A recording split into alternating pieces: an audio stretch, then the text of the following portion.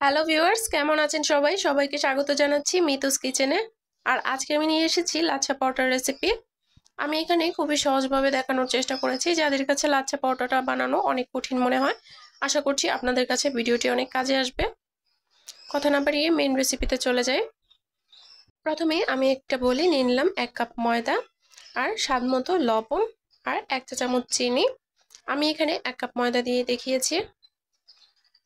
এটাকে খুব ভালোভাবে মিশিয়ে নিচ্ছি। আপনারা যদি আরো বেশি পরিমাণে বানাতে চান তাহলে উপকরণগুলো আরেকটু করে বাড়িয়ে নেবেন। আর তারপরে উষ্ণ গরম জল দিয়ে আমি খুব সফট একটা ডো তৈরি করে নিব।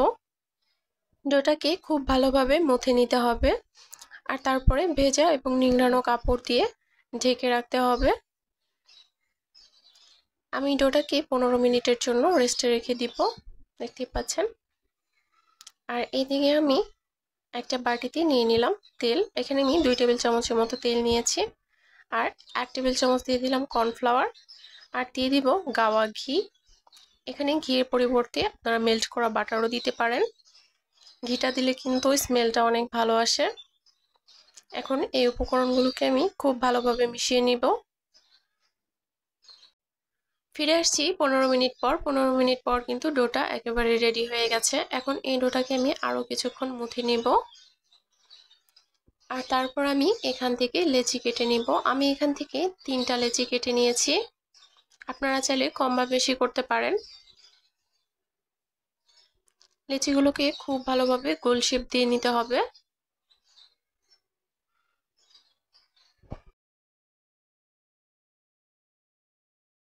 এখন আমি এখান থেকে একটা লেচি নেব, আর 2টা আমি ভেজা এবং নিংড়ানো কাপড় দিয়ে ঢেকে রেখে দিব, যেন উপরটা ড্রাই হয়ে না যায়।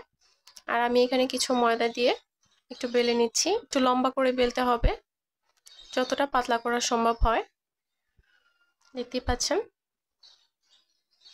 আমি অনেক লম্বা করে বেলে নিয়েছি। আর তারপরে আমি রুটিটা কাট করে নিচ্ছি। আপনারা চাইলে চাকু দিয়েও করতে পারেন।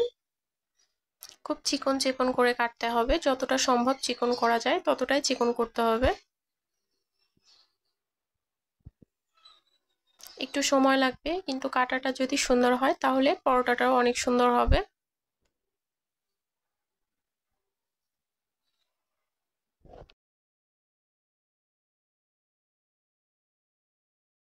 আর তারপরে 2 সাইড থেকে আলতো হাতে চাপাতে হবে। দেখতেই পাচ্ছেন আমি কিভাবে কাজটা করছি। খুবই আলতো হাতে করতে হবে যেন ছিঁড়ে না যায়। দেখতেই পাচ্ছেন। এখন আমি এটাকে সেই তেল আর কর্নফ্লাওয়ারের মিশ্রণে দিয়ে দিব। আমি এখানে ঘিও দিয়েছি, আপনারা চাইলে ঘিটাকে কিন্তু স্কিপ করতে পারেন। আর এখন এটাকে খুব ভালোভাবে হাতে পেঁচিয়ে নিতে হবে। দেখতেই পাচ্ছেন আমি কিভাবে পেঁচালাম, এটা কিন্তু দেখে বুঝে নিতে হবে। আর এখন হাত দিয়ে চেপে চেপে একটু বড় করে নিচ্ছি। এটা কিন্তু বেলার কোনো প্রয়োজন নেই। দেখেন আমি এখানে সবগুলো পরোটাই বানিয়ে নিয়েছি। এখন আমি এগুলোকে ভেজে নিব।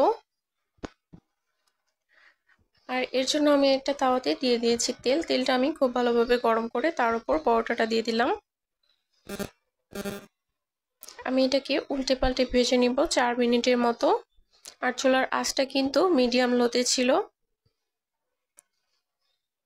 দেখতে পাচ্ছেন আমি একসাথে সবগুলো ভেজে নিয়েছি।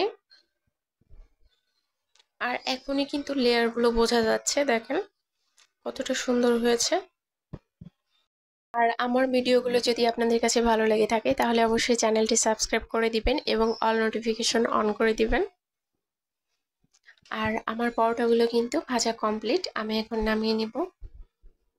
দেখেন কতটা সুন্দর হয়েছে, ভিতরে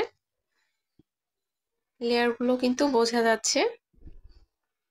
আপনারা কিন্তু একটু বাসায় চেষ্টা করলেই পারবেন, খুবই সহজ। আমি এই রুটিটা একটু কম ভেজেছি, দেখেন এটা কিন্তু লেয়ার ততটা বোঝা যাচ্ছে না। একটু বেশি করে ভাজতে হবে তেল দিয়ে, না ভাজলে কিন্তু এরকম হবে। আর দেখেন এই 2টা রুটি কিন্তু অনেক সুন্দর হয়েছে। সবাই ভালো থাকবেন, আবার দেখা হবে নতুন কোনো ভিডিওতে।